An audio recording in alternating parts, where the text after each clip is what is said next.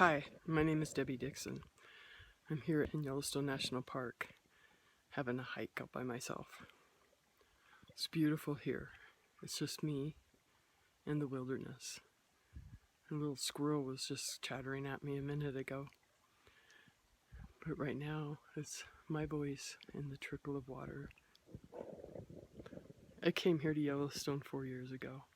4 years on October 1st. My sole goal was to spend 6 months during the winter learning about the wolves. I wanted to know the truth about the wolves.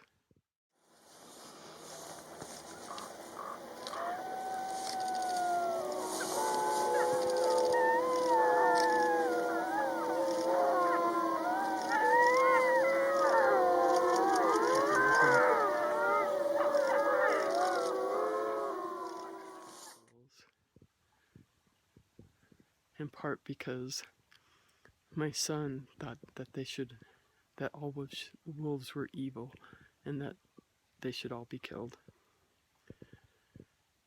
He said that he didn't like the way they hunted. They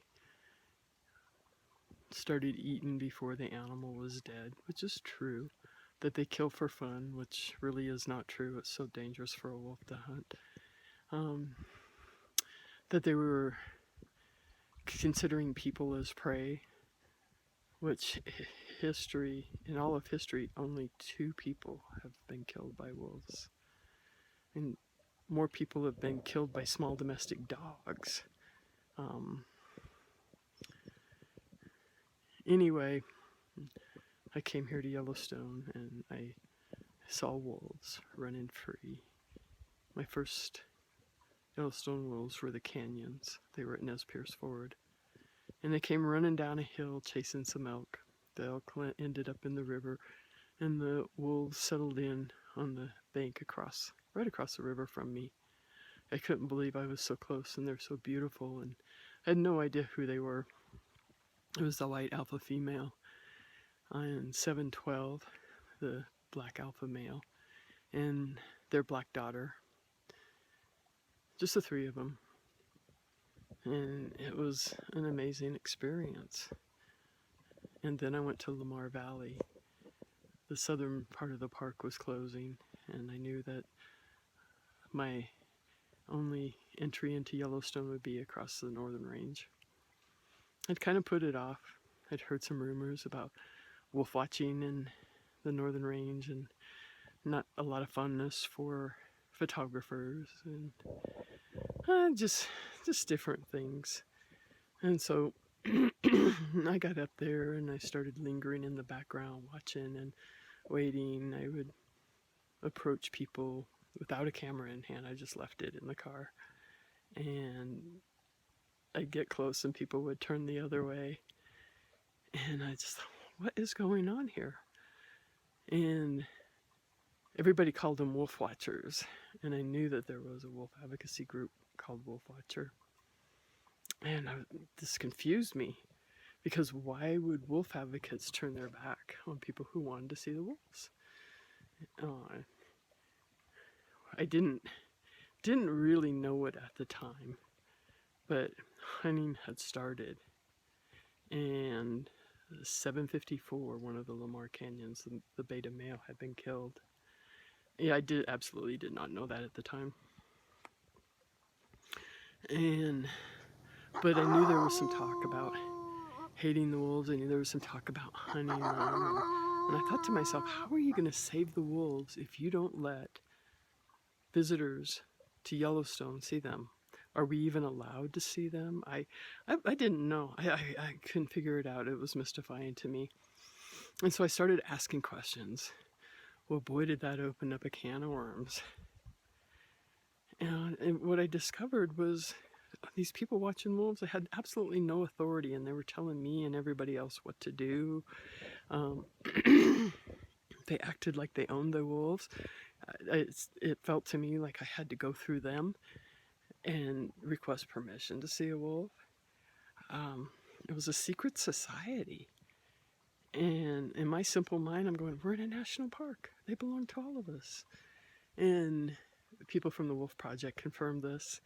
And mentioned that there had been some difficulties with the wolf watchers and their ownership, and it had been a nightmare. And I could really see that.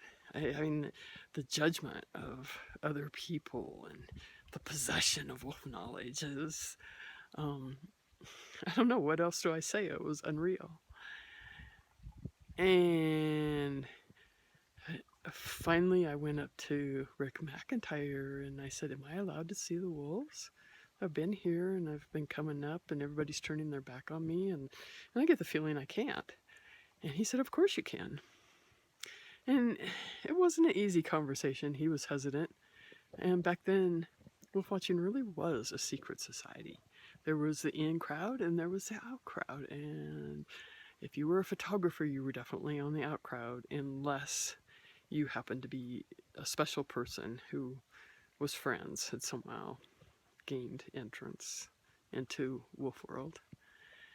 And so Rick introduced me to some of the gals and asked them to make sure I got to see wolves. I was pretty excited. And the first wolves they showed me was the Lamar Canyon pack.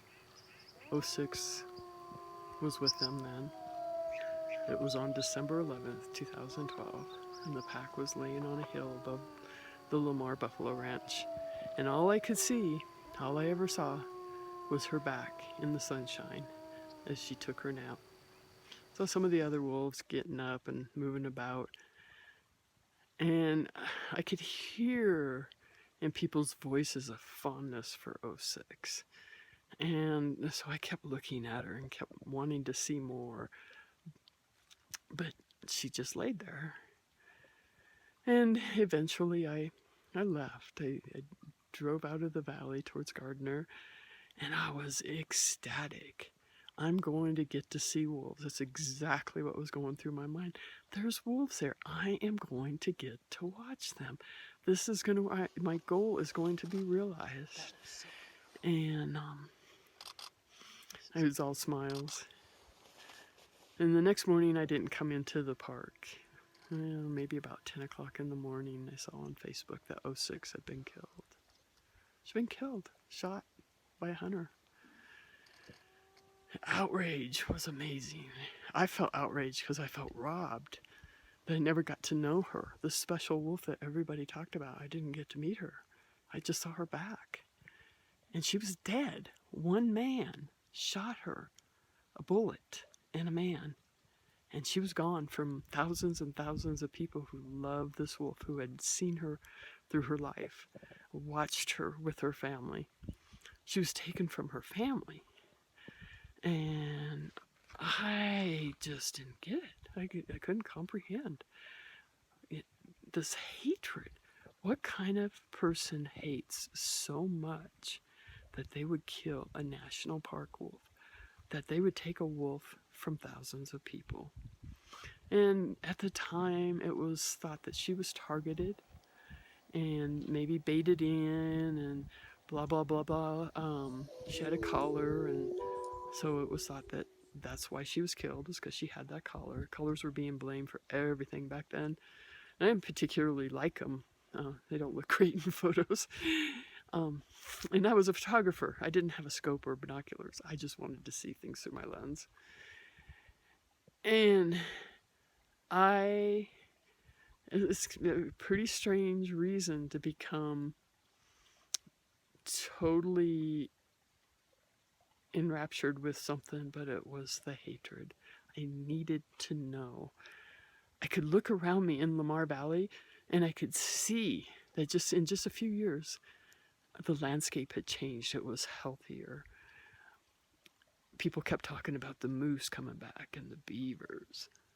And it was it just had the appearance of a very healthy place. And I intuitively knew that the wolves had a lot to do with that. The elk were no longer standing around grazing. And chewing up everything in sight. The willows were growing back. And I thought, well, this is what the ecosystem needs. They need these top predators that will keep the rest in check. And they talk about having 30,000 elk in Yellowstone. Today there's about 5 or 6,000, and there's a lot. 30,000 standing around like cattle would just destroy everything. And so I keep looking behind me. I thought I heard somebody. Maybe somebody's coming. But I knew they belonged. I knew wolves were getting a bad rap. I knew that there was a lot of lies being told about the wolves. And I wanted to be part of the solution, part of the education wheel that told people the truth. And so I stayed and I did that. The hatred drove me. And it still drives me today, even though I find it harder to take, harder to understand.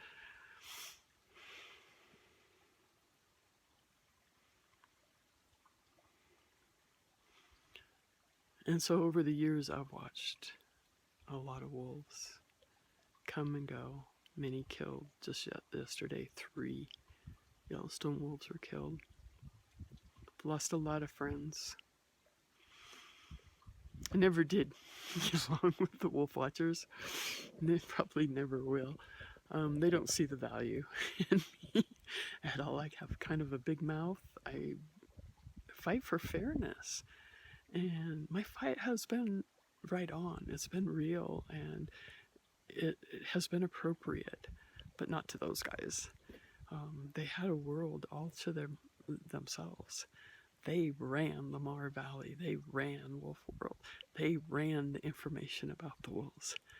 And then this big mouth gal from Idaho, Washington, comes in and says, no, it's a national park. Those are national park wolves. The information about the wolves belongs to national park visitors. It belongs to all of us. There's no exclusive rights here. Well, that hasn't served me very well with friendships. Yeah, I was ostracized in an attempt to get me out of the park. The wolf watchers. I had a job with YA. I was so excited because I was going to get to live in the park. And at the time, I had a feeling that if I couldn't find a place to park my trailer and live, I'd have to leave Yellowstone. And more than anything in the world, I wanted to stay in Yellowstone. I wanted to keep following these wolves. I wanted to learn the park. I wanted to learn about the wildlife. I wanted to become informed. And so I got a job, and I was so excited. The wolf watchers went to Yellowstone Association, and they told them big honking stories about how I was carrying. I'm a retired police officer, which I am. That I was carrying a gun and that I had been threatening people, that I was dangerous. And none of that's true. I've never ever threatened anybody. I carry way too much camera equipment to carry a gun. However, if I wanted to, it's legal. And if I wanted to, I'm a retired police officer. So it's illegal to carry a concealed weapon. Even asked for an investigation against me. And an all-out campaign to discredit me began. And they did. They did a really good job. But I fooled them. I stayed. I found a place to live. And I found them following me, trying to locate that place because they had talked to people throughout the park and the town about not running to me. And, you know, who knows what all they told me. I've heard and seen bits and pieces of it. And every single bit is a lie. If it was true, I'd say. But it was all made up. This is very imaginative people. And so my stay here has been filled with controversy. I didn't have a leg up. I was always a leg behind. And I remember when that first day when I got to see 06 and they showed, I asked what the problem was, and they said, well, the wolves are being hunted and you have 2 strikes against you. You have Idaho plates on your car and you carry a camera, and so we don't talk to your type. I'm like, really? So having Idaho plates means that I'm naturally a wolf hater? I really think it was a bunch of hype built up. There's never been anything in my demeanor to suggest violence or hatred or anything. I want fairness. I want fairness for everybody. And it's idealistic, I know. The world is never going to be fair, but it's not wrong to want that.